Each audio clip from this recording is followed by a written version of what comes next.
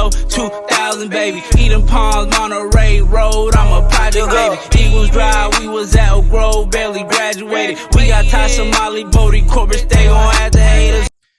What's up, everybody? Welcome back to another episode of the New Media Podcast. I'm your host, Ya. We hope you enjoyed the last episode because, as always, today's going to be the even better episode.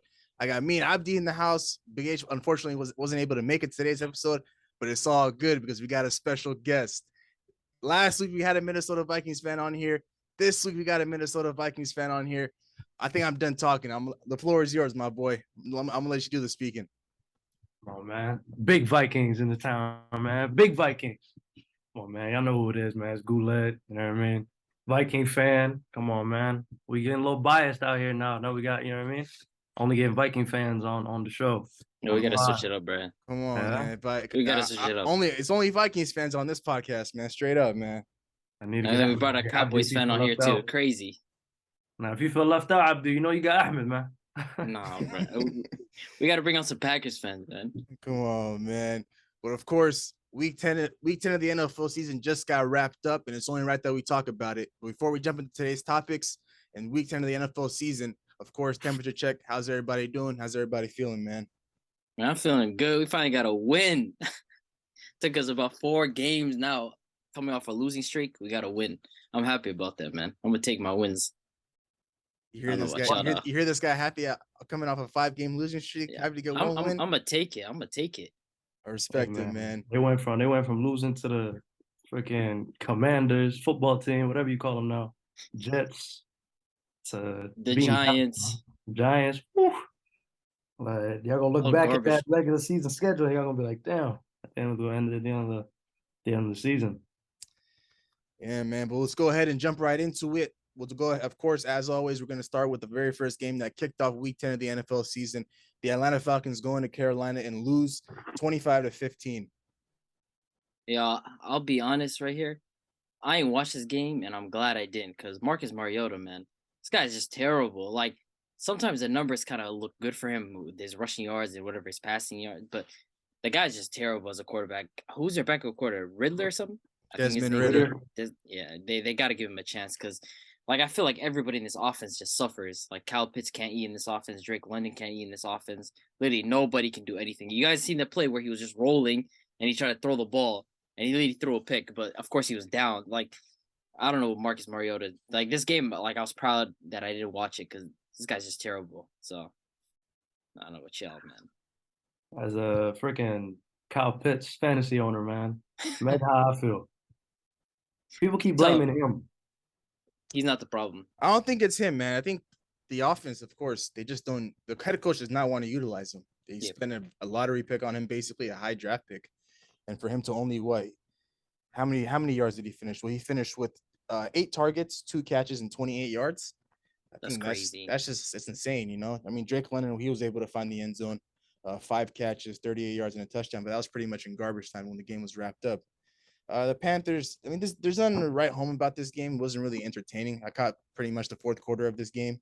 But PJ Walker was just all right. Deontay Foreman, once again, 31 carries, 130 rushing yards and a touchdown. Or Dante Foreman, I apologize. That guy, he's been hooping these last couple of weeks since he's been given the running back 1 role outside of last week. But this game really wasn't entertaining. Not really fun to watch. But also the weather in this game. Yeah, the weather conditions were terrible. It was probably factored in the why Kyle Pitts only caught 2 balls.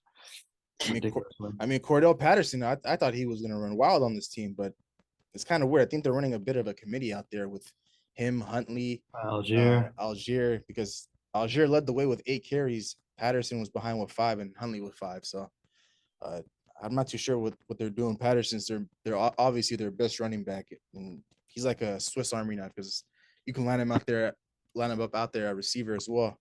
But overall, this was pretty much a stinker game on Thursday night. It's the usual. You never get any good games on Thursday, but overall, good one for the Jeff Panthers. Bezos getting scammed. It's crazy. He's losing money off that, man. We need free Amazon Prime for what we watch on Thursday. But we'll go ahead and move on to the next game, our game in Munich.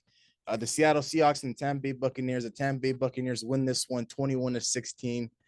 I think the Buccaneers have officially turned around their season. No, I'm not gonna say they're back, man. I'm not gonna jump the gun and say they're back because you know what's crazy? Geno Smith still had a good game. Like this guy, I swear that touchdown throw was just amazing. This guy still he gets it done. He gets it done, but Kenneth Walker, he struggled in this game. And of course, I feel like this was the best of Buccaneers offense looked all week. Like all season, sorry.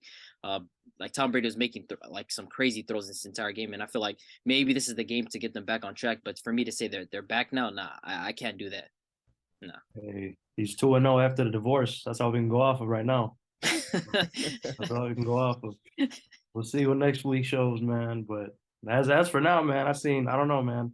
I see Tom Brady now, you know what I mean? Depending more on himself rather than the rushing game. Lenny took a lift. Now they got Rachaad White kind of nice though. Rachaad White is real nice. Yeah. The rookie. I don't know if it's Lenny kind of falling off or Tom Brady trying to, you know what I mean, put it on his back. But, you know, from what I can see, man, it's good to watch Tampa Bay football again. Because, I mean, my God. I didn't think it was going to come into anywhere near playoff contention, but, you know, you can't doubt Tom Brady. Are they the top of their division now? Yeah, their division is tight. Their division is tight, but obviously you look at the freaking division. Saints are all the way at the bottom, I'm assuming. 3-7. 3-7. And Panthers, we got Panthers and Atlanta, which we just skipped. We should have skipped that segment, to be honest. But you know what I mean? It's just Tom Brady. Their division stinks, man.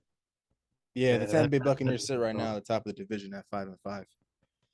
But man, I told you, I think last week was a turning point for their season, and for them to come all the way to Germany and play a very, very good Seattle Seahawks football team. Big H is lucky that he's not on this episode today. He missed out on the smoke that was coming for him, but it's all good. We're gonna catch him in the next one. I mean, Tom Brady came in there pretty much like Goose said, man. He put the team on his back. Nothing too impressive from Mike Evans and Co. But Chris Godwin, 6 catches, 71 yards. Julio Jones found the end zone finally after forever. Rachaad White, 22 carries, 105 yards on the ground. And Leonard Fournette, I honestly don't know what the situation is. The guy's running in mud. I don't know. Maybe it's the offensive line. He doesn't have the burst like Rachaad White. I'll go ahead and be honest and say that. But the Seattle Seahawks were pretty disappointing in the first half. I didn't really watch the first half, but watching the highlights, for them to only put up like 6 points, and they were pretty much playing from behind. They scored 13 in the fourth quarter. I think it was just a little too late for the Seattle Seahawks to work their magic. But this is overall a very, very good win for the Tampa Bay Buccaneers, because 3 weeks ago we were having a conversation when they just suffered their second loss to the Panthers, the third loss in a row. And they're the 3 games they had left on their schedule before their bye week was the Ravens, the LA Rams, and this game, the Seattle Seahawks, and they came out 2-1 going into their bye week. So this is a very good bye week for them. They're going to go into this week, get healthy.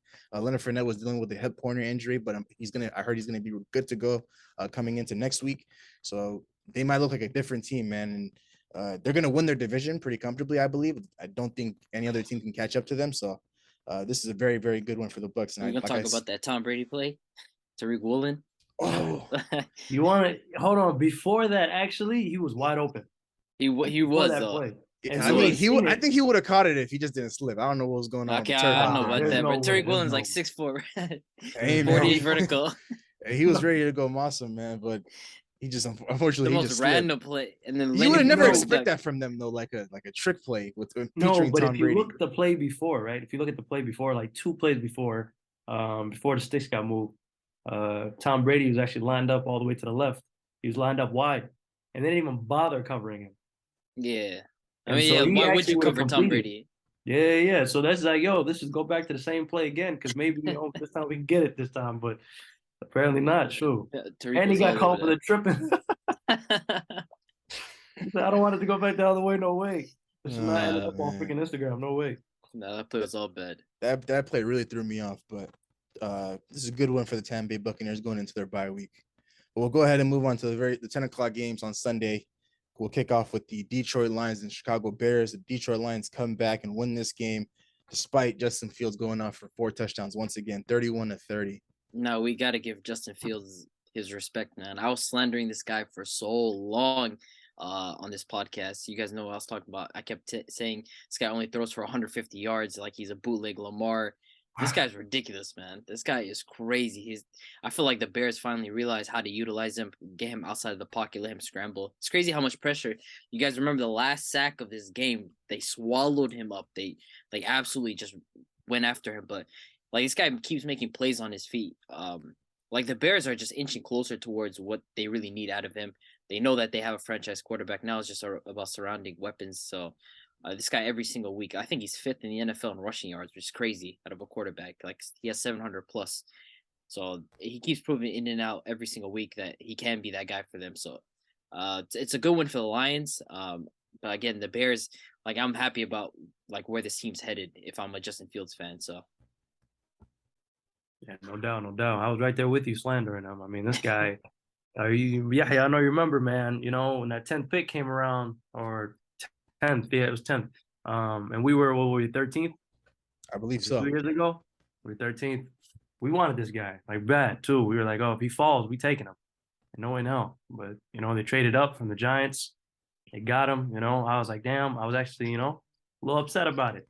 And then this guy, you know, obviously he ain't what we thought he was. And he ends up, you know, being just an abomination of a damn quarterback. And then he was like, you know, he ended up, you know, now he's starting to get his legs, man. You know, obviously this guy is, you know, Lamar-esque. He's running, he's rushing, he's gaining confidence. You know, just got to put the right pieces around him. That's all. Yeah, I mean, I think you guys hit it around the head with Justin Fields, man. I mean, regardless of what the score was, for him to rush for 147 yards and 2 touchdowns, like those 2 rushing touchdowns were crazy because he was breaking tackles, he was running out of the pocket, and he was breaking people's ankles in the front end of the field, the DBs. I mean, each and every week he's getting better and better. And of course, like Abdi said, we've been slandering him, we've been very critical about him, but they're starting to let him loose. They're starting to just play to his strengths. Like he's a dual threat quarterback who's not going to air it out for over 250 yards every week, but he's capable of giving you rushing upside with about 80 plus every week because he's capable of, you know, when pockets are collapsing, he's capable of running out of there and making plays with his legs. So regardless of the outcome, like I said, it doesn't really matter for the Bears. Their season was already over before it started. And the Lions, you know, they showed a little bit of fight. Amon-Ra St. Brown coming back to life, 10 catches, 119 yards. Jamal Williams with the touchdown. DeAndre Swift with the touchdown. Yo, what's going on with DeAndre Swift, though? What's going on over there? I feel like at this point, call me crazy, but I think he's just more of a big play kind of guy. He's not really like a 3-down back like Jamal Williams is.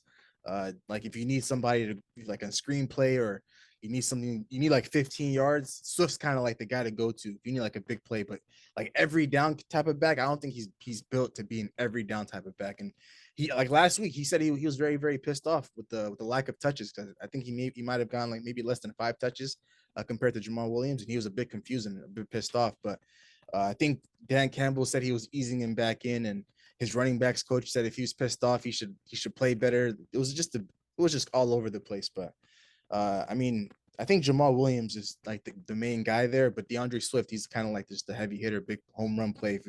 And I mean, he got him a touchdown, so it ended up working out. The way I see it is, I think right now they're trying to ease him back in. He's coming off of injury. I think I think it's his second injury, but it's like his big one. And so I don't know. They may be having injury scares. I think he was hurt last year as well. He was. So I think they're like more so just trying to put him on ice for the long run because they're obviously in their rebuilding stage, but they honestly don't see the reason to compete for the division because they're at the bottom. Well, now they're probably third, but at this point, I don't know. It's that stuff. I just feel for his fantasy owners, to be completely honest with you. Like this is just tragedy. If I see Jamal Williams in the end zone lined up, that's like AJ Dillon to Aaron Jones, Kareem Hunt to Nick Chubb. My God, these vultures just need to be gone. Hey man, as a Jamal Williams fantasy owner, I am not complaining about this, man. Let's keep this going for the rest of the season. I need it for my fantasy team. But we'll go ahead and move on to the next game, the Denver Broncos versus the Tennessee Titans. The Titans win this one 17-10. I think the Broncos season's pretty much over at this point, right? Right around 3-6. These guys just stink, man. These guys are horrible. Like, brother, awful. I gave him this week. I literally picked them to win this week. I said, there is no way they just came off a bye. Russell Wilson finally got healthy. There's no way this offense looks bad. Jerry Jeudy goes off, like he gets injured. It's done. Like they're cooked. They look terrible. I think 4 yards per play. Like, you know how bad 4 yards per play is? That's literally like that's a combination of a run and a pass, like 4 yards per play. So, I mean, this season is over for these guys. I like the fact that Ryan Tannehill came back. He looked good for this team, and they kind of need him to at least look somewhat decent to open up a threat for Derrick Henry because he kind of struggled against his Broncos run defense. But it's over for the Broncos. It's done. This Russell Wilson trade was a bust. It's a big bust for them, man. I don't know. This is ridiculous. If you would have told me a year ago that Broncos were gonna get Russell Wilson, and on top of that, like I don't know. I just don't know how to put it into words and how like horrible this team is. Like you would think what they were last year, like they were one of the best defenses last year, A1 running game with young stud Javonte Williams. Like all they were missing was literally a quarterback. And then they had aspirations of a Super Bowl, obviously winning the division, going toe-to-toe with everyone in the AFC. And it's like, boom. These guys would have been better off with freaking Geno Smith. Drew Lock. Drew Lock. But to be honest, I think Drew Lock would have won another game. Like, Yeah. it's ridiculous. But, Get man. It's hilarious to see, like man. they're It's actually funny. unwatchable. They're No, literally bro, like, unwatchable. I started Russell Wilson in fantasy because Lamar Jackson was I started him as well. I'm gonna keep coming back to fantasy because I'm gonna use this as a vent session for myself. Because right now I'm sitting at 4-6. You know, I ain't got nothing better to do, but you know what I mean? Because I'm always test the waters. I'm like, yo, just like how you said, man, Russell Wilson cannot be this bad. He's going up against Tennessee. Like, there's no way in hell he loses. When Jerry Jeudy went out that first play, first of all, what an amazing deep ball, though. I'll give him that little bit. But this guy, man, this guy was just awful. Worst part about it is I started Jerry Jeudy and I lost by like 10. It's the worst feeling. Zero points, man. He just went out. I don't know. I feel like the way the very first play when Jerry Jeudy went out, I think if he didn't get hurt, I think he was gonna have himself one hell of a day, to be honest. But man, this Titans team, even without Derrick Henry going off for 200 plus yards, you know, Ryan Tannehill coming back really, really helped his team. He was able to find his receivers. Finally, a Tennessee Titans receiver has gone over 100 yards, and his name is Nick Westbrook Ikhine. And the Westbrook Ikhine. He went for 119 yards, 5 catches, and 2 touchdowns. So, you know, Malik Willis, he's the guy for the future. He's not the guy right now. And, you know, their game plan is simple: feed Derrick Henry the ball. And, you know, obviously the Broncos defense, they weren't going for it. But Ryan Tannehill was capable of getting his receivers the ball, and it was just more than enough to beat a team like the Denver Broncos. Broncos are not that good. So, you know, like I said, the entire season in our preseason predictions, I had this team being the biggest disappointment this year, and it's looking like it. So this is a very, very good one for the Titans. I believe now they sit at 6-3, top of their division. The Colts are right behind them. We'll get to them in a little bit, of course. But I think it's time that we talk about the greatest game that I've ever watched. Forget the greatest game this season. Let's talk about the greatest game I've ever watched. And that was the Minnesota Vikings versus the Buffalo Bills. My Vikings go into Buffalo and win 33-30 in overtime. I hope you're ready. Like, let me preface this, right? He got the Vikings ball up. I hope you're ready to preface this.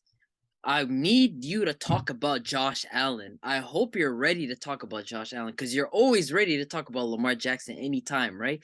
I hope this episode you speak about that man, Josh Allen. 10 interceptions on the season, 7 turnovers in his last 3 games. I hope you're ready to talk about him. But, man, Justin Jefferson, there's no other words to talk about this guy. There's no other words. Like, if someone said he's the best wide receiver in the NFL, you could damn well argue that. You could go ahead and say that because, like, forget about just a dominant wide receiver performance. This is one of the best wide receiver performances, period. One of the best ever. I believe 193 yards, 11 or 10 catches. Just like anytime Kirk Cousins was like, yo, where is Jefferson? He just threw it up to him. And for that 4th down, like a 4th and 18, and he throw it up to him and he just brings it down. Like, there's no other words to describe this guy. Like, when we talk about just stud wide receivers, like, He's the best Top of of them. the list, So man. Top of the list, man. like every single week, it's like routine for him to get 100 plus and a touchdown. Just routine, like he does it in his sleep. So, I mean, this win, I feel like for the Vikings fans, as much as I hate to say it, like they legit showed everybody, yo, we're not a fake 7-1. We're not a fake team. We're 8-1 now, and we're a real 8-1. We beat Josh Allen, one of the MVP favorites. And speaking of Josh Allen, man, like, what's this whole little playground stuff that he's got going on? Like, I feel like Mahomes is starting to ruin some quarterbacks like mindset. Like everybody wants to be like Mahomes. What reason did he have to throw that first interception to Patrick Peterson? There is no absolute reason. Like, I feel like Josh Allen at times, just because of how good he is, he thinks he can do absolutely anything. And for the second interception was just god awful. Like there's no reason to do that. So, I mean, people are ready to crown Josh Allen in that same category as Patrick Mahomes, but and talking about, oh, what if he got the ball back versus Kansas City? Well, we just saw him get the ball back versus Minnesota. He didn't do nothing with it. So, I mean, that's what I thought. It's a good win for the Vikings, man. They solidified themselves. So, Yeah, man. Honestly, the game shouldn't even got that far. That Gabe Davis catch was not a catch. It was not a catch, man. I don't know But why they didn't review that. they did it, man. I don't know. Time and time again, right? You look at situations like this. Vikings have been in countless amount of scenarios like this. The reason why I'm so juiced about this game is the fact that we actually pulled through. Remember last year, we look at last year, 7 games were 7 points and under we lost in. 30-second losses, minute 30 losses. It was ridiculous, man. Like you get anxiety just as a Vikings fan just watching whenever it comes down to crunch time. But all in all, man, listen, they said the Packers were washed when we were 1-0. 1-1, we said, you know what? It's the Eagles. Everybody's like, okay, yeah, see, the Vikings ain't nothing. But Eagles are the real deal. You see the Lions, Bears, and Saints. Saints ain't got nobody. Lions ain't got nobody. Bears ain't got nobody. You go all the way to freaking Washington, right? Miami. You go to Washington. Miami, right? Miami with no Tua. I can't leave that. You ain't lying. You go all the way to Washington. Washington is nothing. Nobody. Look at them today. They just beat the Eagles. It's a legit team we're looking at. We came from behind too. Don't get me wrong. We came back 10 points in the fourth. Kirk doesn't get enough credit, man. In this game, we were down 21-10, or 27-10, excuse me, with 1 minute and 31 seconds left of the third quarter. People don't give this guy credit, man. They say he can't play in the clutch, but you've seen what he done in the Saints. Remember in the postseason 2 years ago. You've seen what he did. He led that drive. He scored a touchdown in OT. You see all these things that Kirk Cousins is doing that he doesn't get the credit for. But whenever anything bad happens, they automatically just go straight to him. They revert straight to Kirk Cousins and be like, oh, he's a thief. He's this, he's that, he's that. All I'm saying is, man, everybody got to keep the same energy, man. Vikings is 8-1. Vikings is 8-1. Vikings is 8-1. Bro, do you know how good that sounds? Vikings are 8-1. It's crazy, right? But I knew this Josh Allen thing. I was hoping he played because I knew if we won, they were just gonna look at us like, oh, we played against Case Keenum. But at the end of the day, man, look at this, man. Look at this, man. Look at this, man. I'm at a loss for words. I'm still in shock, man. We should have done this interview next week when I recovered or something, man. Because I can't even, man. What? Trust me, bro. What? I felt the same way yesterday, man. Watching the game, I was at a loss of words. I couldn't. The emotions, bro. I didn't think it was real, to be honest. There was like no way. Usually last year we lose this type of game, and even yesterday, bro. Like the way the game was going, I just thought at some point we're just gonna bend and we're just gonna fold. But before I go on my little rant, I do want to give credit to the guy that started off the comeback. He doesn't get enough credit as a running back in this league. I got my Dalvin Cook jersey right here, and then of course my favorite jersey that's sitting on my lap. Number 18, the best receiver in the league. I've been trying to preach this for the entire offseason, through all of last year. I mean, I told you guys going into this game, there was nobody else that I wanted besides Josh Allen, because people wrote us off, like Goose said. People didn't believe in our team. And if Case Keenum were to line up under center for the Buffalo Bills, it would just be another easy win, and people wouldn't really believe that we were contenders. So this was like a measuring stick for us. We needed to see where we were at as a team. And it started off rough. I'm not going to lie. Kirk Cousins, that very first drive when we scored that touchdown with Justin Jefferson, I was like, okay, I think we might be here to play today. But then I remembered, like I said in all previous episodes, every team has 15 plays in the beginning of the game they want to go to. That's what Travis Kelce kind of put everybody on with. And it's very true because all of our first drives to start off the game always look so beautiful, and they always end up in touchdowns. Whether it's Dalvin Cook, Justin Jefferson, Thielen, even Kirk Cousins ran for a touchdown against the Arizona Cardinals. We always normally get points on our first drive. But we got points against Buffalo, and I was like, okay, we needed this. But then the Buffalo Bills came back and punched us right in the mouth twice. Devin Singletary touchdown, another Devin Singletary touchdown. Kirk's over here overthrowing KJ Osborne, and it's interception. It just floated over him. Bills keep marching down.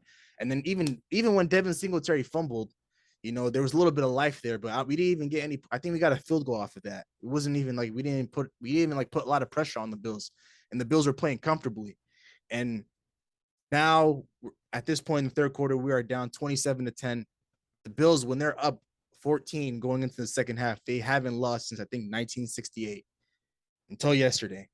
And then we get a little bit of life with Dalvin Cook, 81-yard touchdown, which is something that we haven't seen from him in quite some time. I think that's our longest touchdown run since Adrian Peterson, which was about 4 or 5 years ago, way back when. He started off the run. And I got to say, man, I've been very critical of Kirk Cousins throughout the offseason, even throughout this season. But yesterday he was money. Those 2 picks, I'm going to allow it this week because after that, there was every play we needed to make. Every play he needed to make, he made it. And it was just simply like a father-son situation between him and Justin Jefferson. Those guys said, okay, let's go out there. Let's play catch. There's nobody on the Bills that can guard you. And I'm simply going to get you the ball and you're going to make a play. And we're just going to keep moving the chains. That's exactly what they did. And time again, forget the Justin Jefferson catch. That's the greatest catch I've ever seen. That's better than the Odell catch. But we're going to have to discuss about that. That's the greatest catch. Agree with that. No, I don't agree. I don't think it was a better catch than OBJ. The only reason why I say that, right? I understand the context, right? Like just speaking of the context, but just from the difficulty standpoint, I think OBJ was still tougher because he's falling back. His hand is getting held, and he caught it with 3 fingers. And don't forget the DB. I don't understand this. I know the DB's coach was just heated with that Bills defender because why are you trying to moss Justin Jefferson, who has crazy long arms, just knock it out of his hands? The DB essentially kind of helped. Of course, it's not taking anything away from Justin Jefferson. I still think OBJ's catch is just the greatest I've ever seen in my life. No, we'll get to that catch in a little bit, but Justin Jefferson catch, of course, like I said, it was the greatest catch I've seen. But there was other plays where Kirk Cousins, he was under pressure, 4th down. It was third and long. I think in overtime, the pocket collapsed, and it was like a second down, I believe, and he just swung it across the body, and Justin Jefferson's all the way on the left side of the field, and he caught it. Time and time again, when we needed Kirk Cousins to step up, he stepped up big. And to be honest, the officiating was a bit fishy in my opinion because on the Bills side. How do you forget the Gabe Davis catch? You know, of course, New York, they just missed it, and I said, which whatever. But we're in the red zone. How do you not count 12 people on the field? It's simple math. You just look at the team, look at the people that are lined up on defense, and you count 1 through 11, and then you're all good. There was 12 men on the field when Dalvin Cook was rushing in for that touchdown. He didn't get in there, but he was trying to. 12 men. So it was pretty much the refs weren't on our side. We're down 17. We're on the road. We're playing an elite Buffalo Bills football team where, you know, Josh Allen's on the other side. You give Josh Allen the ball. You know, obviously he didn't play his greatest yesterday, and I'll get to him in a little bit. But still, just the fear of Josh Allen getting the ball back is all you need for you to lose that game. But time and time again, this team is very, very resilient. I've said this when we were 5-1, 6-1, 7-1. Now we sit here 8-1. Now we're tied with the Philadelphia Eagles at the top of the NFC. I hope people think we're legit now. On my drive to work this morning, I had a feeling people were going to talk about this game. Well, I didn't have a feeling. I knew they were going to talk about this game, but I wanted to see if they were going to talk about the Vikings, but that wasn't the case. I listened to First Things First with Nick Wright, Undisputed with Skip and Shannon, First Take with Stephen A. Smith. All three had the same headline. What went wrong for the Buffalo Bills? Something along those lines. Josh Allen and how he gave away the game. Nothing towards giving the Minnesota Vikings all the credit in the world to come back once again. We've been coming back all season. We've always been down double digits. Crazy. And literally, nobody gave us credit. People, they might have slipped in here and there saying, okay, yeah, the Vikings did this thing well, but then they would revert back to the Buffalo Bills doing something wrong. Like, it didn't make any sense to me. But I'm kind of on that. I'm walking that fine line. I don't know which side of the fence I'm on, because on the one side of the fence, I do want the Minnesota Vikings to get the credit they deserve, because you sit here at 8-1, one of the best teams in all of football. And then on the other end, we're an underrated team. We're a sneaky team that's just quietly flying under the radar. And if you run into us, I mean, that's a problem for you. Like, people, we're going to catch a lot of people by surprise. And I don't mind that, because they don't know what's going to hit them. So I just don't know what side of the fence I'm on. But I hope after today, people give us the credit we deserve. And for Josh Allen, I said last week he just fell down a little bit in the MVP ranking and the MVP race. I think his MVP hopes and his dreams and aspirations, I think they're as good as done. I mean, for you to go in there and you had everything going well for you. I mean, you had Devin Singletary 2 touchdowns. He threw a touchdown to Gabe Davis, and like, he was making plays like Josh Allen. He's very, very similar to Cam Newton when he tries to. When the pocket's collapsing, when you think you're able to sack him, he's going to escape that, and he's never going to go out of bounds. He's always looking to run you over. That's something Cam Newton would always do back in the day. And he did that time and time again on either second down, third down. Whenever we needed to get a stop, he was always making plays with his legs. So he had everything going for him. But this is what happens when you get greedy.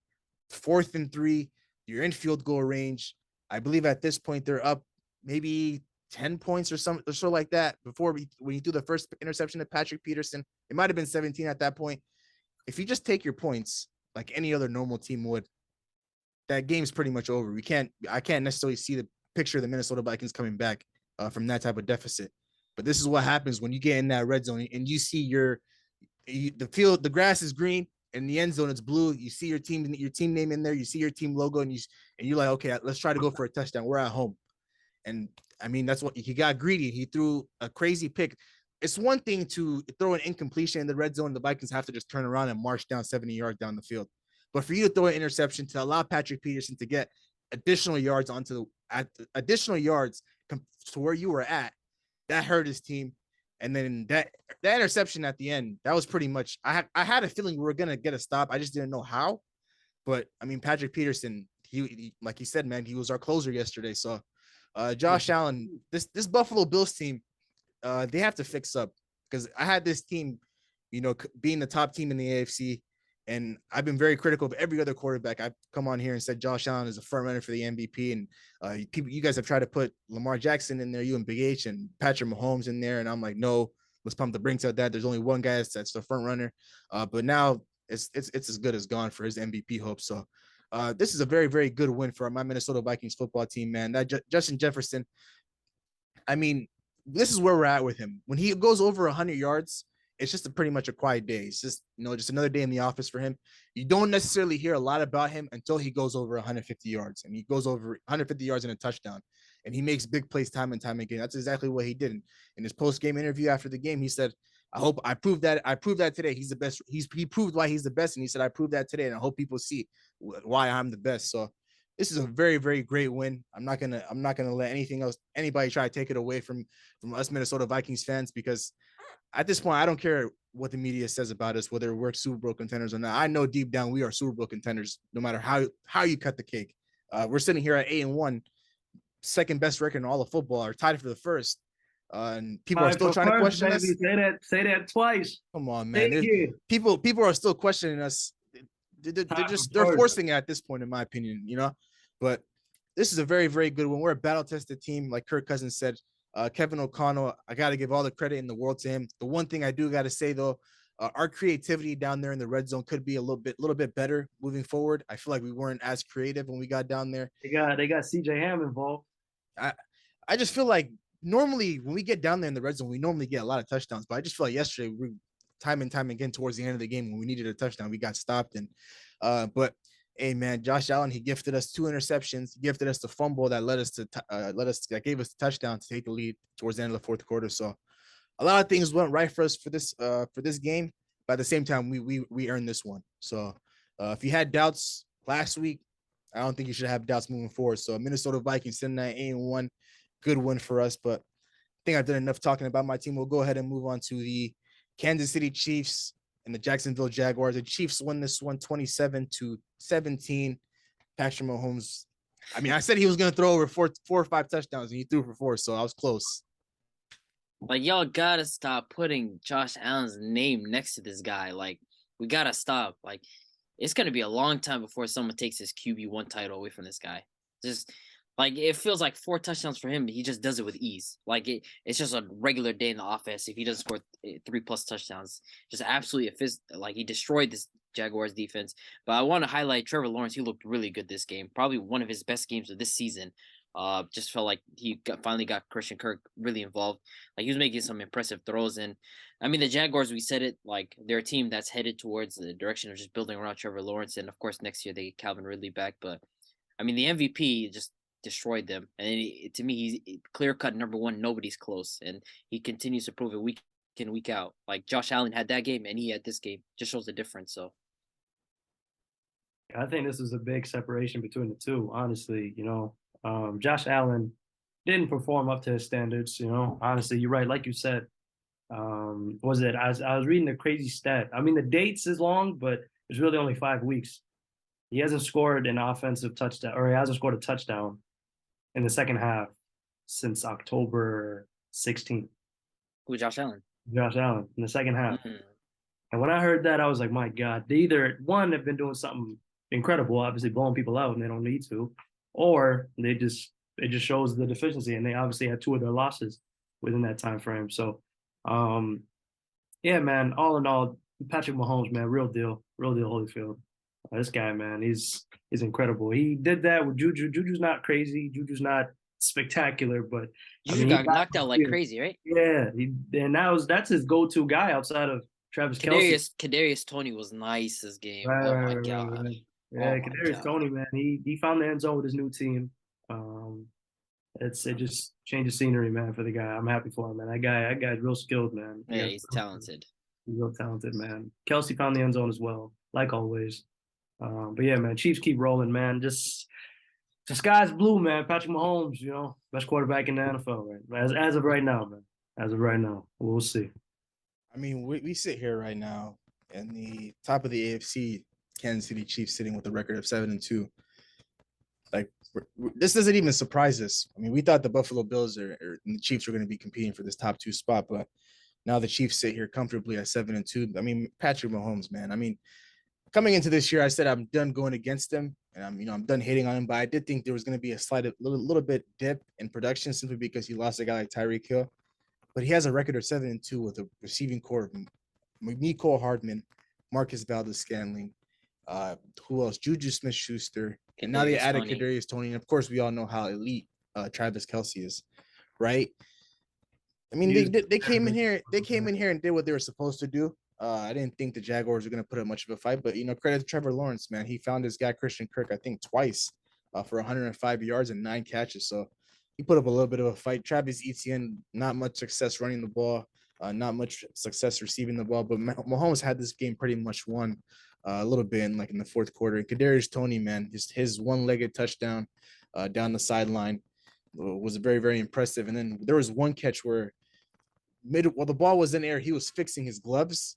No, it's crazy. And he still ended up fixing his glove, and he caught it. Yeah, he was fixing his gloves, and he still ended up catching that pass. So they added another weapon for Patrick Mahomes, and of course, we saw flashes of Kadarius Toney in New York, and so we know what he's capable of. And the Giants let him go, but this is a very, very good win for the Kansas City Chiefs. The Buffalo Bills, they don't want to see this team in Arrowhead again. I'll go ahead and say that. The whole reason why I thought this team, the Buffalo Bills, were gonna go on a stampede throughout this regular season was to avoid going back to Arrowhead for an AFC championship game. But right now, where we sit in the standings, it's looking like a team's going to have to go to Arrowhead to play a couple playoff games. So, and Buffalo Bills don't want to do that because they haven't had much success doing it. So this is a very, very good one for the Kansas City Chiefs. We'll go ahead and move on to the Cleveland Browns losing to the Miami Dolphins 39-17. Tua Tagovailoa once again 285 yards, 3 touchdowns, no turnovers. I want to hear what you're gonna say now, Abdi. Bro, like people listen, let me say this about Tua. Like 2 statements can be true. Tua is playing well. Yes.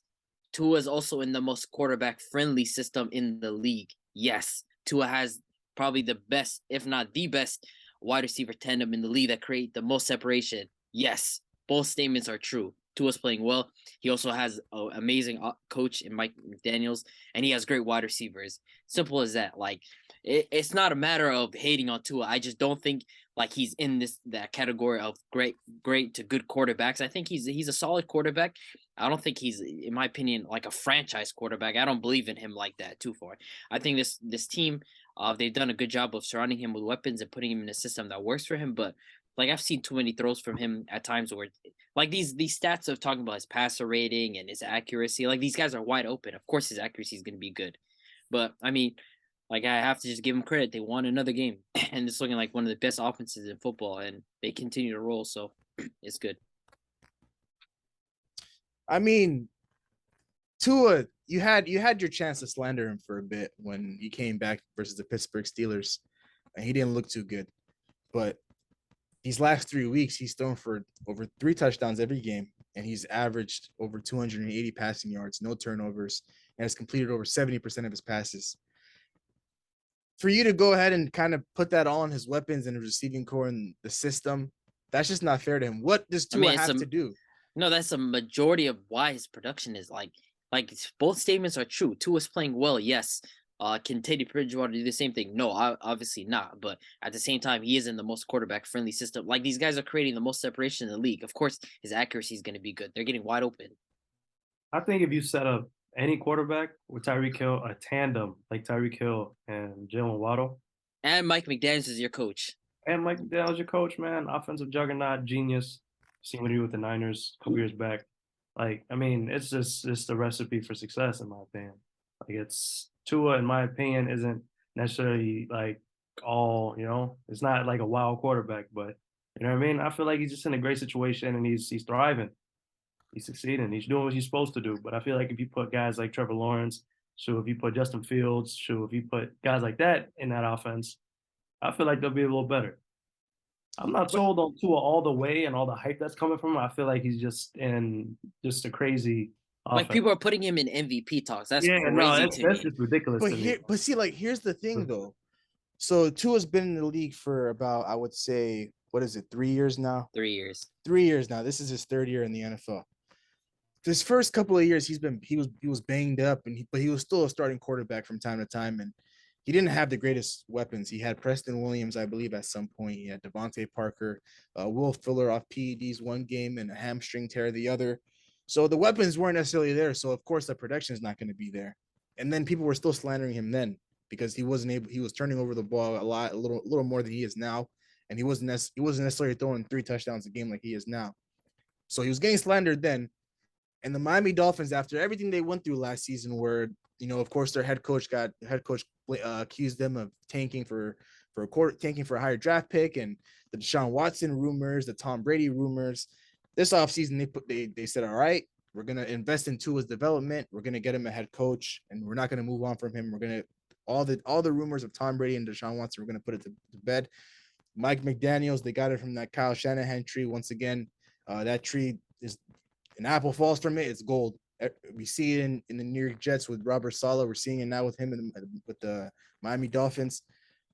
They go out and draft Jalen Waddle. They add him to the mix.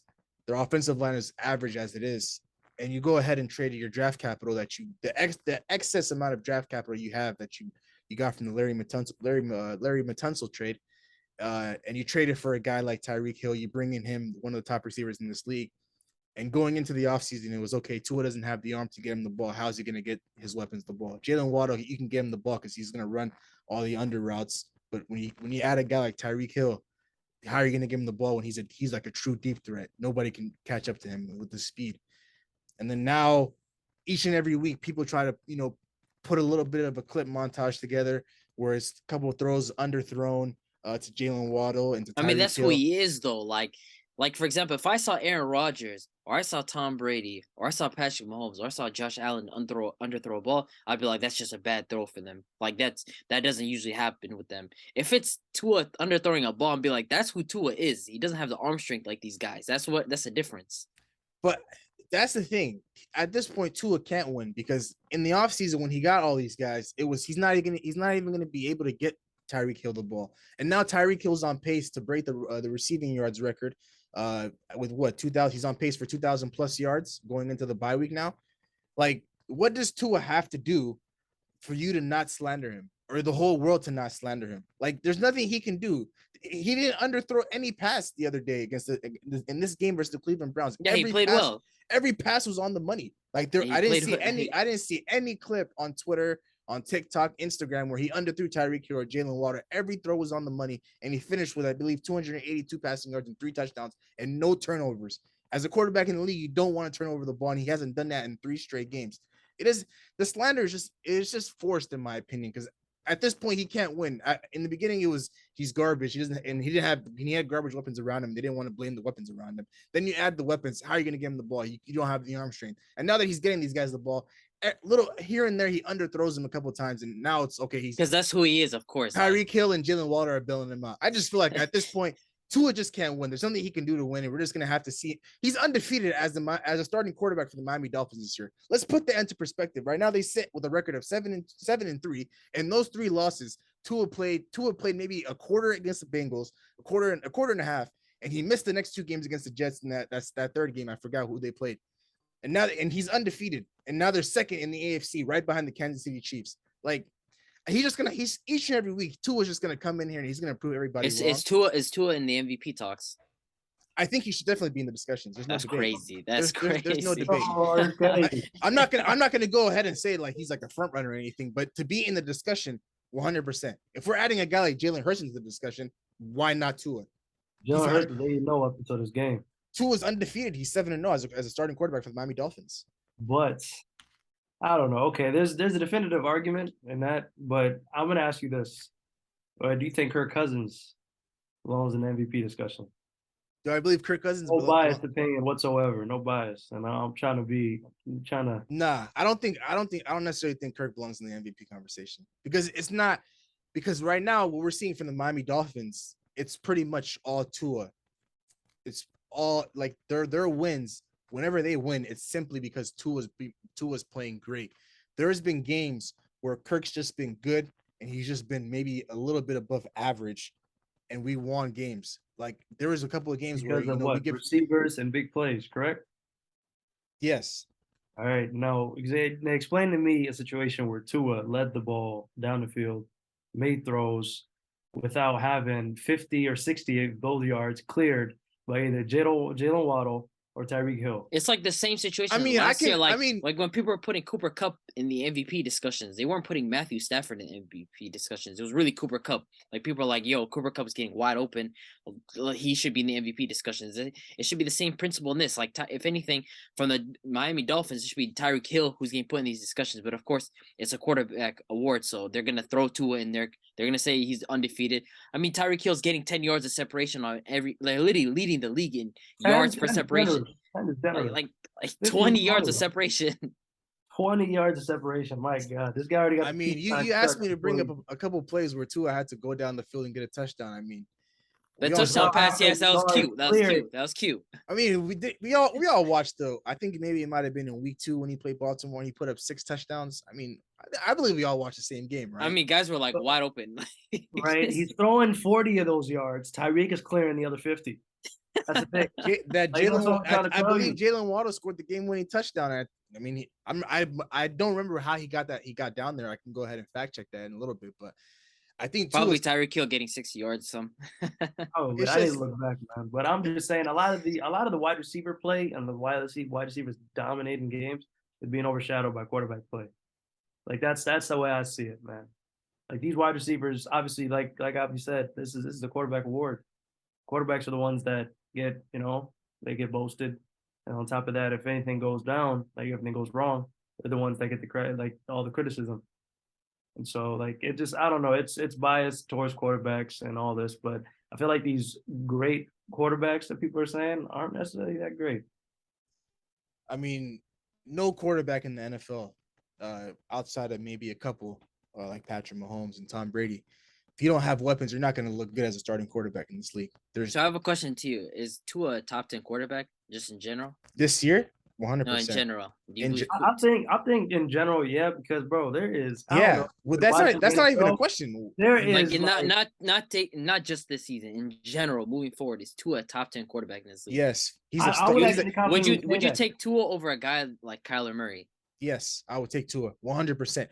10 times out of 10, and twice on Sunday. So make that 11 out of 10. What I'm about never Dak- taking Dak? Kyler What Murray about over. Dak versus Tua? Give me Same Tua. thing. Give me Tua. Give me What Tua. about Kirk versus Tua? Nah, give me Ooh, Kirk. Give me Kirk. Give me Kirk. I'll go 2 on the first 2, but I give me Kirk. I don't know, man. Kirk Cousins. I mean, to be fair, the quarterback thing play is, this Kirk year just Cousins on stinks. 10. Kirk Cousins at 10 o'clock, man. He's money, but on prime time, he's not all that. But 10, 12, 10, 12 1, o'clock, man, don't matter. he's money. But to be honest, 325, it don't matter. if I'm picking Tua against those other two guys, I'm definitely gonna go Tua again. So I'm picking Tua. Tua has solidified himself as a top 10 quarterback. You guys can put up all the excuses you guys want simply because he has all the weapons in the world. No quarterback in the league is going to do well if you have garbage receivers. If you have Devontae Parker and Will Fuller, nobody's going to succeed. That's just what it is in the National Football League. But overall, though, this is a very, very good one for the Miami Dolphins. I think they're going into their bye week this week. The Cleveland Browns, everything went wrong for them. Nick Chubb not getting the ball a lot. I believe he finished with 63 yards and a touchdown on 11 touches. You need to give a guy like him 20, 25 touches for you to even have a chance at winning. So the Browns their season is pretty much done. Deshaun Watson coming back is just going to be a little bit of flashes here and there, but they're looking forward to next season. We'll go ahead and move on to the next game. The Houston Texans, the New York Giants. The New York Giants move on to 7-2 and beat the Houston Texans 24-16. Man, Saquon Barkley, like again, just like how we were talking about, like this award being a quarterback award. Like if it was to include other positions, Saquon would be right up there, man. This guy has just been putting this team on his back, leading the NFL in rushing yards. Just the guy's dominant. Like this is the front runner for the comeback player of the year. Just absolutely phenomenal every single game. And Daniel Jones, he deserves credit. It's not like he's putting up the biggest of numbers, but he's playing within the system. He's trusting the offense. He's letting plays develop. Like he's shown a lot of maturity in this season. The Giants continue to churn out wins. Like I don't want to say that they're like this absolutely great football team, but they're a solid team. They're a very, very solid team, and they can give teams trouble. Like if a lot of teams play them, they can give them trouble. So I mean, just credit to Brian Dabble. They continue to put in work, and Kenny Galladay, man, it's looking like your career is done, man. It's time to go to the XFL. It's over. It's over, man. Did you see that drop? Oh, like it's done. Like, and Ya's a big fan of Kenny Galladay. I keep telling you, this guy's washed. Like he's not good, man. He's not good anymore. But overall, I mean, Dameon Pierce. I feel like after this week that Kenneth Walker had, Dameon Pierce might be the front runner for Offensive Rookie of the Year. Continues to carry that team on his back. Of course, it's going nowhere, but he continues to do what he does. So it's a good one for the Giants, and they continue to keep going. As long as Daniel Jones doesn't do the most and anything extra to kind of throw away games, I don't know, man. I'm kind of liking the Giants because their defense is stellar. Their running game is probably one of the better running games in the league. I feel like, their wide receivers is slacking, but, they're making like no-name guys like, what was it, Wan'Dale Robinson? Is there a league guy now? They literally have Foot Locker wide receivers, but it's crazy. It's ridiculous, man. Like these guys have part-time jobs at freaking car dealerships. Is Josh Gordon? Yeah, half of these guys, but I don't even know like where they spawned from. It's crazy. I mean, Darius Slayton, Isaiah Hodgins, bro. Darius Slayton always just finds a way to stay relevant. He's gonna get that one big play. Man, how long have I been hearing that guy's name for, man? What? Darius Slayton. Saquon Barkley, man, he had himself one hell of a day, man. 35 touches, 152 yards, and a touchdown. I mean, we knew the Giants were going to come in here and win this game. I said that they weren't going to come out sluggish, and they weren't going to come out red hot. They're just going to be right there in the middle because they're not playing a talented team. I think their interesting stretch starts now. They play a Detroit team, that can win any game, any given Sunday, and then they go into Dallas. They have the Commanders, the Eagles, the Commanders again, the Vikings, and then the Eagles at the end of the season. So we could be talking about the Giants in a different light 5-6 weeks from now. But overall, this was a very, very good win for them. They're sitting right now at 7-2 in the NFC. It's wide open. So, they might have already solidified themselves as a playoff team. They might already be in the playoffs the way it's looking like it right now. So, a good one for them. But we'll go ahead and move on to the next game. The Pittsburgh Steelers beat the New Orleans Saints 20-10. I mean, I told you guys I had a feeling it was going to be a trap game, man.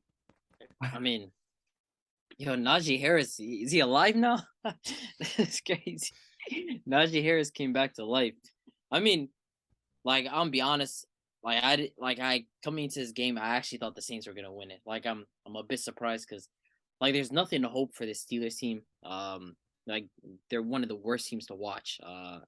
Just right behind the Broncos. Like, this offense is just terrible. But of course, getting TJ Watt back was just like, this defense when TJ Watt comes back is just it's like night and day. Like, there's just two different defenses, and I mean it's a good win for them. I don't know, like, coming to the season, yeah, you said it, like, this team, what is their plan? Like, what are they doing? Because they're not good enough to compete in this division. I don't think so as of right now.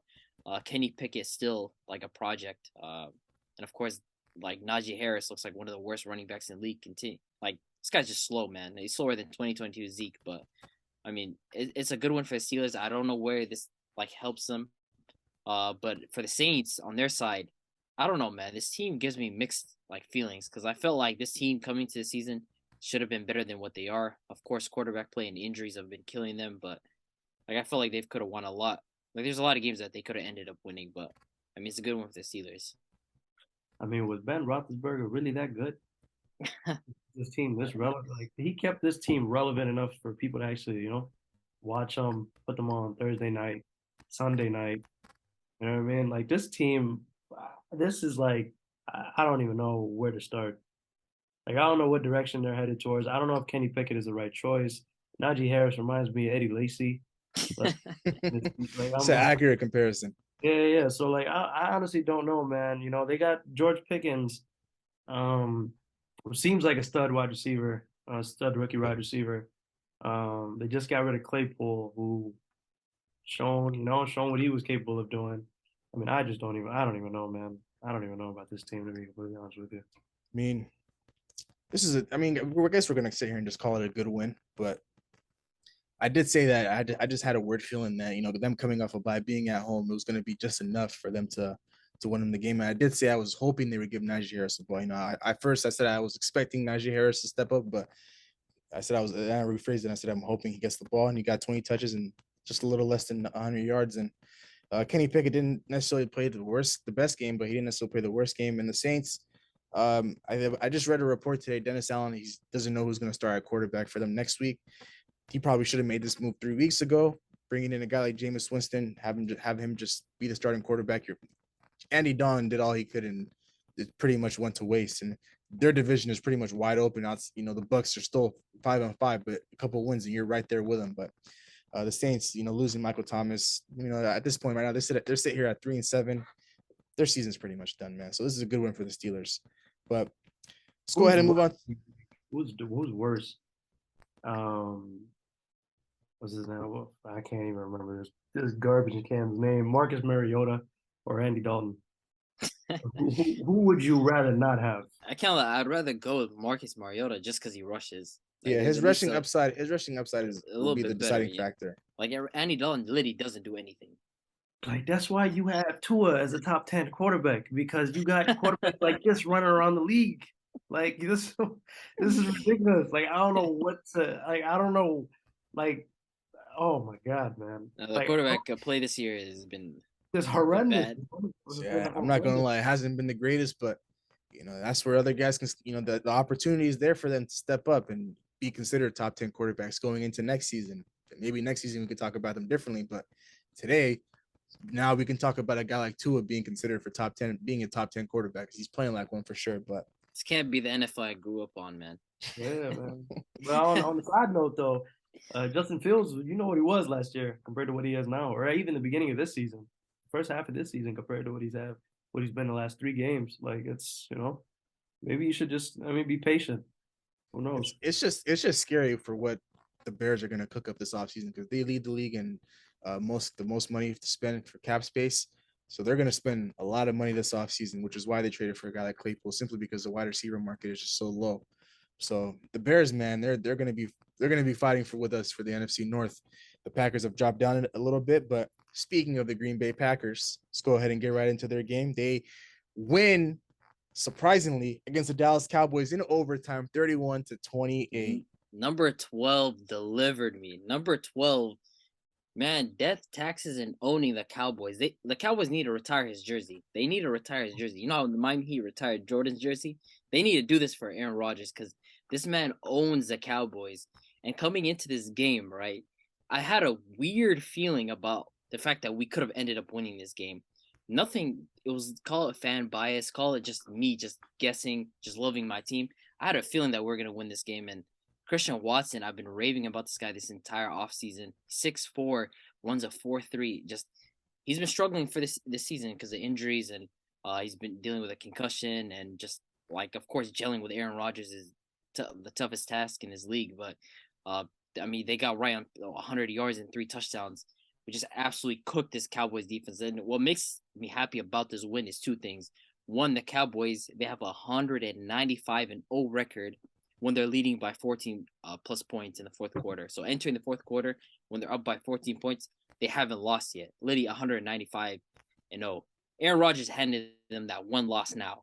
On top of the fact that now I feel like we've proven our capability as an offense to some degree, because Aaron Jones played great, Aaron Rodgers played great, Christian Watson played great. And so, of course, this offense to me, like, we played now this turnaround game Thursday against the Titans. We beat the Titans, and something is cooking for the Packers, man. I'm happy about this win because we did it against the Cowboys defense as legit, and we absolutely smoked them. So, I'm just happy about this win so much, man. This win felt so good. Like, I haven't been happy about a win in so long, man. I forgot what it felt like to be struggling for wins, man. So, the Packers, we played Thursday against the Titans, and we get that win. We can start cooking up some in the NFC. The NFC's, I mean, you got teams like the Vikings that are 8-1, so we can cook something. Do you hear this guy? This guy, man. Hey, man, just let it is what it is, man. Just let him celebrate this week, and then they'll let him down over next week. So the other day, man, and then Aaron Rodgers is gonna find someone else to blame. No, we don't got nobody to blame, man. Aaron Rodgers said it best. We are not dead. We are not dead. So I hope people know that the Packers are not dead. This is a nice confident builder. You know what I mean? I'm not gonna lie. My problem is here with the Packers, and I've been watching the Packers. Obviously, man. Yeah, we've been watching the Packers for a long time, man. So my only problem with the Packers is, like, why don't they utilize this beast in the backfield? Don't worry. This game we made it a point though. Yeah, made it a point. 20 carries this time. Like, I've been telling y'all this for weeks.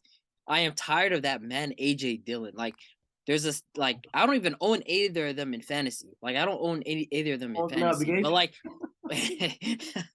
but when I sit there and I watch AJ Dillon, right, and I watch Aaron Jones, it's like, what is going on with this football team? When you have one guy, like, I feel like every time Aaron Jones touches the ball, it's a 7-yard carry. Almost every time. This guy's one of the most explosive running backs in the league.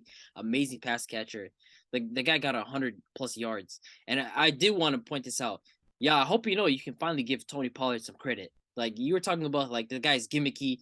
He gets in for his little big plays. The last 2 games, he's been absolutely smoking. So you got to give Tony Pollard his credit. But, I mean, Aaron Jones, we made it a point to give him 20+ carries. Aaron Rodgers, only 20 passing attempts, but he got 220 yards and 3 touchdowns. I mean, this was just like as good of a win as it gets. So this game pretty much felt like deja vu watching it all over again. I feel like I watched this time and time again where Aaron Rodgers has the ball, going down, marching down the field, trying to beat the Dallas Cowboys. This is just an image in my head that won't ever get out of my head. The Dallas Cowboys had this game pretty much sealed up. I've been very critical of Tony Pollard. I've said, he just comes in here for every couple of downs where Zeke's, a little bit gassed, and he comes in there and he shows off his burst and rips off 15-20+ yard carries. But for him to get 22 attempts on 115 yards and a touchdown, he's proven to me right now he can be the running back one for the Dallas Cowboys moving forward. And I think that's where the Dallas Cowboys might be headed. I think Zeke's time might be done. Unfortunately, I'm a huge Zeke believer. I believe he's capable of being running back one elsewhere, but just not on this Dallas Cowboys team. But I don't know. To be honest, yeah, okay. Regardless, the game went to overtime. Like you blow a 14-0 lead in the fourth quarter. That's fine. But you're down there in field goal range. It's 4th and 4, and you start off with the ball in overtime. Why are you going for it on 4th and 4? Just kick your field goal. Like what are the way the game is going? I understand the Packers were carving up that Dallas Cowboys defense. Very, very surprising to me, simply because they've been good all year. But their secondary outside of Trayvon Diggs, I guess, hasn't really been great at all. After all, if a guy like Christian Watson can go off for 3 touchdowns, Hey, yo, Romeo respect my boy. Yo, Christian Watson, he's solid, man. Respect my boy. Romeo Dubs goes off, Packers fans go ahead and say he's wide receiver 1. And now you have Christian Watson coming off a 3-touchdown game. I'm sure every Packers fan believes he's a wide receiver 1 for them going forward. For sure. You're going to get hit with the reality check on Thursday real soon. So, but I understand with the way the game was going, why you would go for 4 on 4th down, but at the same time, just take your points and trust your defense in getting a stop on Aaron Rodgers. Like there's people just like to overthink things and try to go for the home run play. Like you already lost the momentum you had by losing that 14 that point lead to them. At least control the game. Like maybe you can stop the Packers and they have to take a field goal. You might get a chance to go back down the field, or maybe the Packers, 4 No, down. Mike McCarthy wanted to go viral. Like It's just too much in my opinion. I didn't necessarily catch a lot of this game. I catch like a lot bits and pieces of it. But CeeDee Lamb, one hell of a day. I believe he had over 100 yards finally. A Dallas Cowboys receiver goes over 100 yards. And I think he finished off the day with 2 touchdowns. And I do believe Jair Alexander, pass interference, 10 times out of 10. Just wasn't a pass interference yesterday for some weird reason. Didn't make any sense. He literally grabbed him before the ball was even close to him. But he had himself one hell of a day. But the Packers, man, I got to give credit to Aaron Rodgers. He turned back the clock. Same way Brady did against the LA Rams, where he marched down the field at 40 seconds to get them a game-winning touchdown. Aaron Rodgers, man, what he displayed against that Dallas Cowboys team, man, it took me back just to last year when he won the MVP award. So this is a very, very good one for the Packers. I'll continue to go against them for the rest of the season because I'll never ever pick them after what they costed me points wise throughout the season. I'm never going with them again, but this is a good one for them. Dallas Cowboys, you lost to Green Bay. I don't think you're going back home to practice. I think you're going straight to Minnesota. You're going to be in Minnesota next week.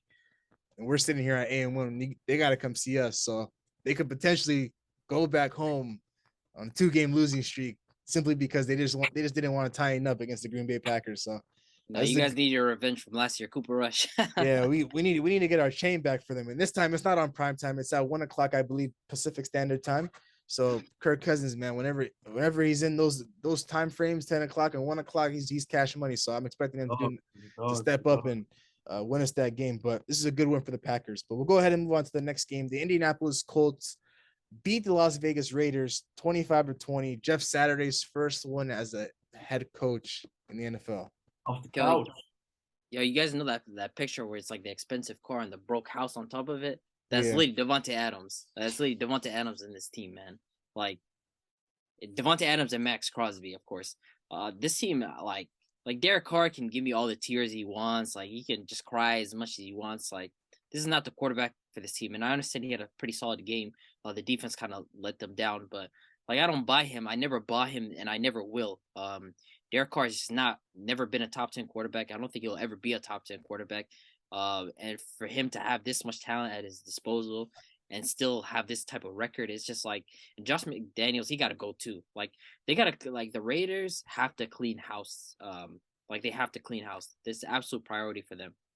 For this team to have a guy like Devontae Adams, who I feel like every single week, in a weird way, Devontae's starting to go under the radar. Of course, whether that's a combination of Justin Jefferson, Tyreek Hill, battling it out for 1K yards, but Devontae Adams just going under the radar. He's like 100 a week and a touchdown. Like that's just who Devontae is, and it's kind of hilarious how we might not make the playoffs and he's not going to make the playoffs, and it's just like neither of us gained anything. Like, yeah, cool, you got to play with your best friend, but we're both not making the playoffs now. But this team, like I don't know what else to say about this. They have to clean house, start over with a new quarterback, do something. Derek Carr cannot be there next season if they want to win. Like, absolutely not. And on the other side, welcome back, Jonathan Taylor. Welcome back. It finally took this long, but he's back. He's been dealing with injuries. He hasn't looked good. His burst wasn't there. And this guy just absolutely dominated this game. 140 plus yards. and a touchdown. Like, this is who Jonathan Taylor is. This is who we're expecting. Like, people are calling him the worst #1 overall pick in fantasy. And again, he showed people why he deserved that title. So it's a good one for them and Jeff Saturday. So Yeah, man, this is the Raiders, man. This is the whole thing with the Steelers. Only because only difference is they're just star studded, like all across the ball. This is I don't even blame Derek Carr. I blame the coach, man. Like this guy, he's I don't know what's going. Green Bay when they had Nathaniel Hackett and Mike Daniels, like I felt like they were decent as far as play calling, as far as what to do, what not to do, stuff like that. This guy, I don't know. These two coaches, like they destroyed this division, or they just left it wide open for Patrick Mahomes. Like honestly, his play calling is man, I can't even. It's just they so sorry. Like I can't even put it into words. And it's just you got Devontae Adams, you got Josh Jacobs. Josh Jacobs is a thing. I remember earlier in the year they were talking about trading him, and he's a bum. And they actually tried to advertise him in the first preseason game. Like he's only started playing, so they can try to get some type of trade Trade value. A trade value for him. But it's just I'm confused, man. They traded for what's his name, and then they got Max Crosby. Like I don't know, man. Honestly, I can't even. Raiders. I mean, it's just this is I who would the never predict this, man. This is up there with Denver Broncos and like Russell Wilson, and this is just ridiculous. like they're both like coming into the season, like we thought this division was gonna be the craziest bloodbath. Like it's Right? about to be war, and it's just the Chiefs and everybody else down there. Like, Yeah. of course, the Chargers are a little bit like right here, but after that, like the drop off is just crazy. Like the Raiders and Broncos are literally bottom of the bottom. So 'Cause they packed the house to, obviously compete. And like obviously I know they're demoralized because their season is definitely over. They just at this point they gotta compete with the Broncos for third and fourth. Like that's all that's left for them for the rest of the season. I feel bad for BA. battling it for third, Allah. Yeah, Crazy. yeah, man. Devontae Adams each and every week, it's like he puts up these crazy numbers, but they don't lead to wins. He puts up these numbers in Green Bay, it's wins for them. Each and every previous years, we know what Devontae Adams is about. But yeah, like Abdi said, man, Derek Carr's fake tears, they're not fooling me, man. You got to simply play better. Their defense isn't necessarily the greatest. Jonathan Taylor, he's been garbage all season. All of a sudden, he shows up in week 10 of the NFL season. So, it's good for my fantasy team. He helped me get a win this week. Not necessarily all on him, but of course, my other players were stepping up as well. But this is a very, very good win for the Colts simply because their division is a little bit close to Titans. They have a 2-game lead on them, a couple games. And Matt Ryan finally should be the starting quarterback moving forward. Sam Ehlinger, that little project that they were trying to run off with, Jeff Saturday put an end to that, and he named Matt Ryan the starter. And if I knew Matt Ryan was starting this game, I would have picked him. But unfortunately, we just didn't know till the very end. But this is a very, very good one for the Colts and a very, very tight divisional race. But we'll go ahead and move on to this news fest. I know we got nothing to say about this one, but the Cardinals go into LA and beat the Los Angeles Rams 27-17. The Cardinals starting quarterback was Colt McCoy, and the Rams starting quarterback was something Wolford. John Wolford? Yeah, Jeffrey John. I don't even know who this guy is, man. Like this is not even a mid off. That'd be disrespectful to mid. Like this is just like two spawned quarterbacks playing against each other. Like who in the says, yo, I'm about to watch a game with Colt McCoy versus John Wolford. Like, what is that? Like, is that football? Funny enough, the tickets for that game, mad as hell. They're calling tickets because Kyler Murray was a game time decision, and this was a tough. Like, I'm glad I didn't really watch this game as much as I should have. But I mean, it's a good win. I think James Conner kind of got involved this game. It looked much better. I mean, this Kyler Murray. I mean, this guy put up 27 points. Like John Wolford, is he the choice at quarterback? Nah. But I mean, the Rams, like we spoke about them already. They sold their soul for the Super Bowl. You can't really fault them. Like they're just not a good team anymore like that. Their defense just isn't good ever since they lost Von Miller. Of course they have their two studs, but even they're having kind of quiet seasons. Like this team, if I'm them, I think about just trying to get rid of guys and just start rebuilding because when you already won the Super Bowl, what is there left for this team? They don't really have a future until they get rid of guys. Like, what are they going to be working? Even if Matthew Stafford comes back healthy, this team, like, what are they headed towards? So if I'm them, I think about just trying to shop guys this offseason, but we'll have to wait and see. But it's a good one for the Cardinals. We'll go a little off script. Matthew Stafford didn't play in this game, but I feel like there's nothing really to talk about in this game other than the fact that, like, Matthew Stafford, obviously it's a huge fall off from where he was last year, in Super Bowl, all this. But I remember last year, I just want people to keep the same energy. I remember people were talking about Matthew Stafford was better than Aaron Rodgers. Like, did people just forget about that? And like, you see, obviously they're both somewhat struggling, but like, it's not even up for debate. Like, some drives, I don't even see Matthew Stafford like getting plays off. Like, it's, in my opinion, I feel like it's just Matthew Stafford. They were putting Stafford in discussions they shouldn't have been in. Like, people were talking about after the Super Bowl run, he's like a top 6 quarterback. I was like, yo, that's crazy. People were talking about he's a Hall of Fame quarterback. I'm like, nah, I can't stand with that. It's crazy. Yeah, the Matthew Stafford guess was very laughable. I mean, last year ended up in a Super Bowl for him, so of course, my takes on him weren't necessarily the greatest, but it's all coming back to light right now. This is Matthew Stafford this entire season. I know he didn't play this game. This is who he really is. This is who he was in Detroit, and I'm very, very familiar with him. Same with you, Goo, because we watched a lot of him when he ran to the Minnesota Vikings. This is just who he is. He's a turnover machine. Each and every game he's guaranteed a pick, and he's going to try to make a home run play, and it's not really going to generate a lot of wins. Like, it was one lucky Super Bowl for them where they went all in. They had Cooper Kupp and they signed OBJ and Von Miller was there. Like, they literally went all in and it worked out for them. But moving forward, it's pretty much done. You're gonna have to move on from Stafford. You're gonna have to move on from Kupp. Aaron Donald's gonna probably retire. Jalen Ramsey might want to leave, and then Sean McVay said once those guys are all out, I'm out the door myself. So, but going back to this game, this is a good one for the Cardinals. Bearing the circumstances, losing their starting quarterback last minute. Cole McCoy coming in there, giving the ball to James Conner for 2 touchdowns and finding AJ Green for another. So sitting at 4-6, their division is a little bit tight as well, with the Seahawks losing this week. And the Niners, speaking about the Niners, we'll go ahead and talk about them right now. The San Francisco 49ers beat the Los Angeles Chargers 22-16. They moved to 5-4 on the season. Man, it's looking tough for the Chargers, man. Like, coming into the season, we talked like, yo, they're going to be Super Bowl contenders. Like, they went all in on defense, and like, it's looking tough for Justin Herbert. Like, I feel like every play, and of course, I'm not his biggest fan. I feel like people are throwing him in discussions that were a little bit too big. Like, people are talking about he's already a top 3, top 4 quarterback, which is just absurd to me. People are saying he's better than Lamar. He's this, he's that. Now, when he's in tough circumstances, people are starting to make excuses for him, but that they weren't making for Lamar, which is crazy. But the 49ers, I mean, can we talk about Deebo Samuel? Like, coming into this season, man, I told y'all I don't believe in Deebo Samuel as a top 10 wide receiver, right? I said this. I said, this guy's a wide back. He's not a wide receiver. He's a wide back. He's not a guy that runs routes like that, right? And if you look at the stats, a lot of it was deep catches, or it was yards after the catch that he was generating.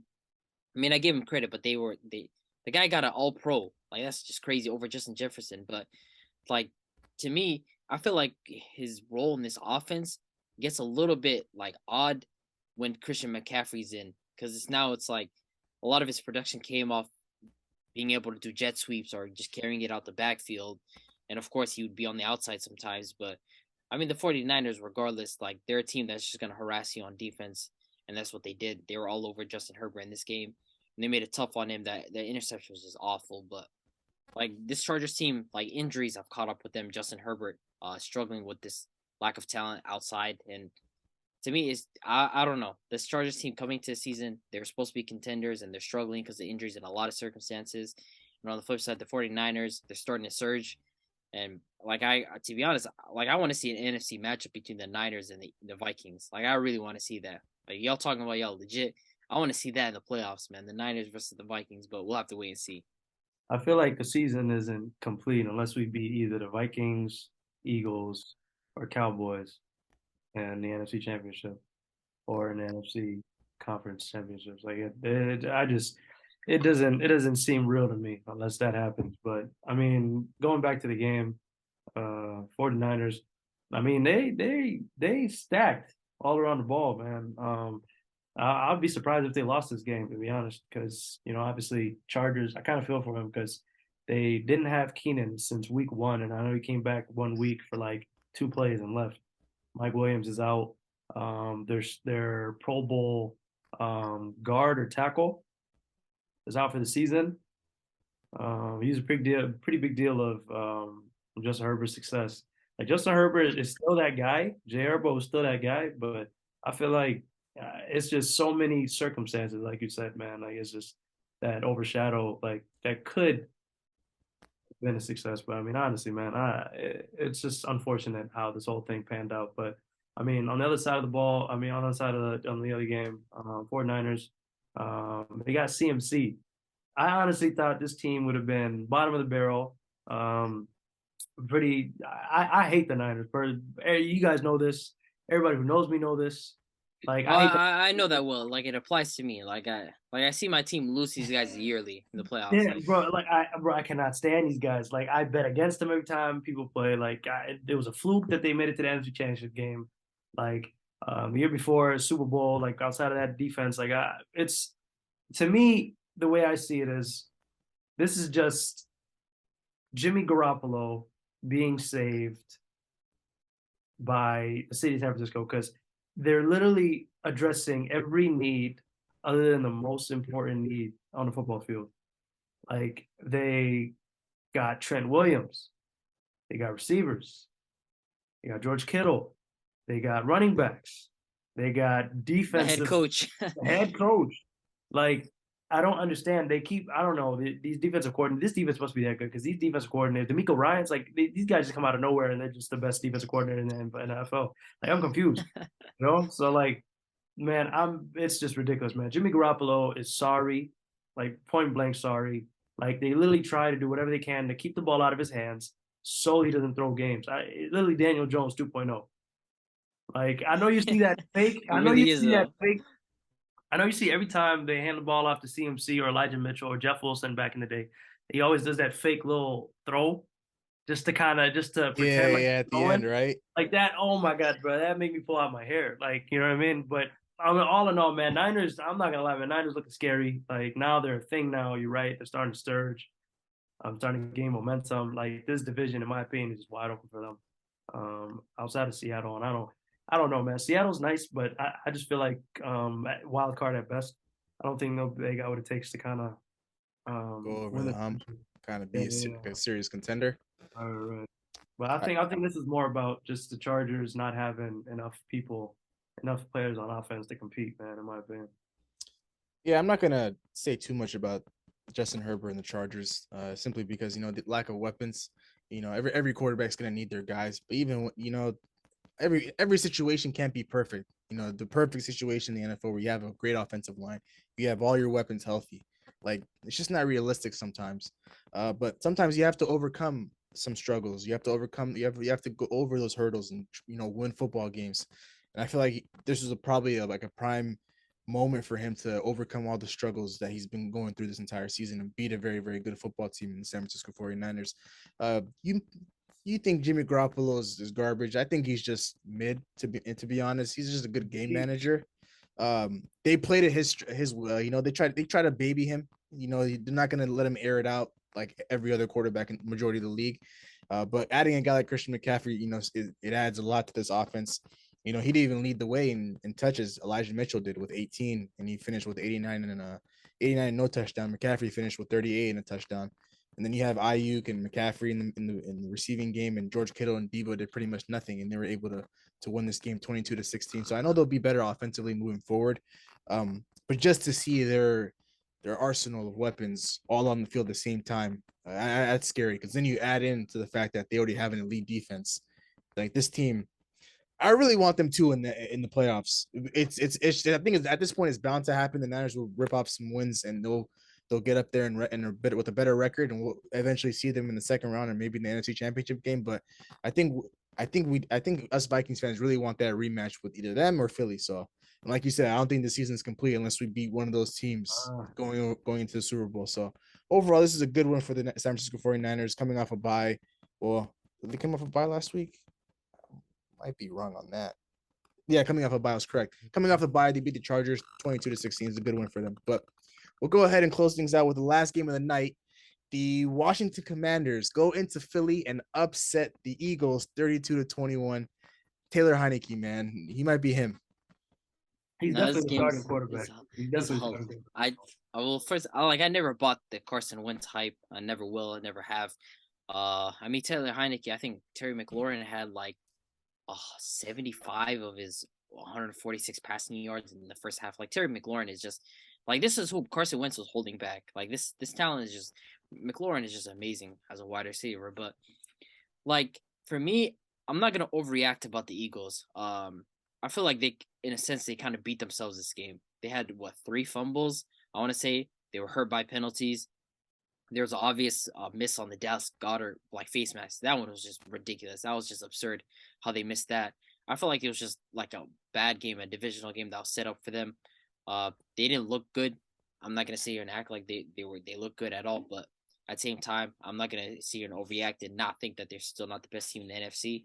Of course, the Vikings are right there behind them, but this team, we know that there's standards that they're able to play up to, and they just simply did not play up to it. They hurt themselves with turnovers and time of possession, and the defense was on the field too long. Taylor Heineke, he got his throws into Terry McLaurin. They know they need to be better, so just chalk it up. Now I feel like when you're undefeated, there's a lot of pressure that's on you. You're the target. There's a lot of targets on your back, and I feel like now with them losing this game, that pressure is kind of just staved off from them.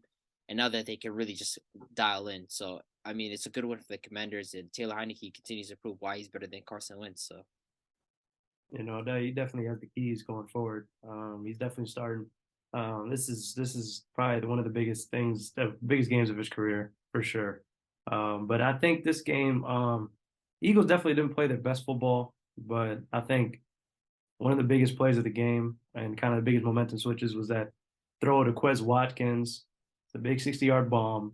If Eagles caught that, and it would have secured the ball, and boom, they would have been right there at the 15 or the 20 or wherever it was, and then they would have been on pace to score, win the game, so on and so forth. And then nobody talks about how bad the Eagles played, and But I feel like that fumble kind of just switched the game back into watching the Commanders in their hands. So I don't know, man. It's Eagles. They look good first drive. You're right. They had a bunch of missed calls. That bad face mask call was crucial at that point in the game. But I give it to the Commanders, man. They stayed there and fought. I mean, instead of running the ball, they ran it a little bit with Brian Robinson. Kudos to him. Obviously, man. That's just crazy, man. Guy gets shot and just scores a touchdown, man. That's no. We had a little joke on here, like where did this guy even spawn from? Crazy. This guy just spawned in, man. That's what the funny thing is. Spawn is like the funniest thing I heard on the show. Like he literally just appeared like out of the blue, out of nowhere, man. But I think you guys all hit it right in the head. To be honest, like there's nothing to really write home off. We just pretty much write this off for the Philadelphia Eagles. Of course, the added pressure for them to finish the season undefeated is now gone. Now they can just play their game and not have to worry about teams coming after them each and every week. But I mean, at the end of the day, we all know coming into the divisional game, it doesn't even matter if you're 1-9 going into this week. If you play a team in your division, you're gonna get up and play that game at your hardest. There's just something about divisional games in the NFL where teams just obviously the hatred runs deep and they want to win. And that's what the Commanders did. They came in here and they controlled the game from start to finish. There was never really a point where I feel like they really lost the game, even with Taylor Heineke throwing an interception, which was very, very stupid in my opinion. He didn't need to do that. But the defense, man, one hell of a game from them. For them to get an interception on Jalen Hurts and all those fumbles, it really helped. And I mean, the Eagles would have had an opportunity towards the end of the game if one of their defensive guys didn't hit Graham. Brandon Graham didn't hit Taylor Heineke when he kneeled. Like, that's just stupid in my opinion. He was trying to hold himself though. Like, I don't know, man. That is just he's trying to hold himself from falling into him. But it's just you just got to be smarter in certain situations. And now the Eagles with the 8-1 record, and we're tied with them. So now the race for the 1 seed is going to be a little bit closer. I was rooting for the Commanders tonight, and this is a good one for them. And what's crazy before we move on from this, So the interview at the end of the game for Taylor Heineke, of course, they were talking about how well he played and how, how does he feel and stuff like that. But towards the end of the interview, they mentioned something about Carson Wentz coming back next week. And they said something about, how do you feel this is your last game or something? Like, if I'm Ron Rivera and I'm moving forward with this Washington Commanders football team, I am not starting Carson Wentz at any point. Taylor Heineke would have to get hurt badly, even if he has like a high ankle sprain. I'm still throwing him out there simply because he's a better option. He's a better quarterback than Carson Wentz. And it's crazy that like we're still talking about Carson Wentz, and the Washington Commanders are still thinking about bringing him back as a starting quarterback of this team.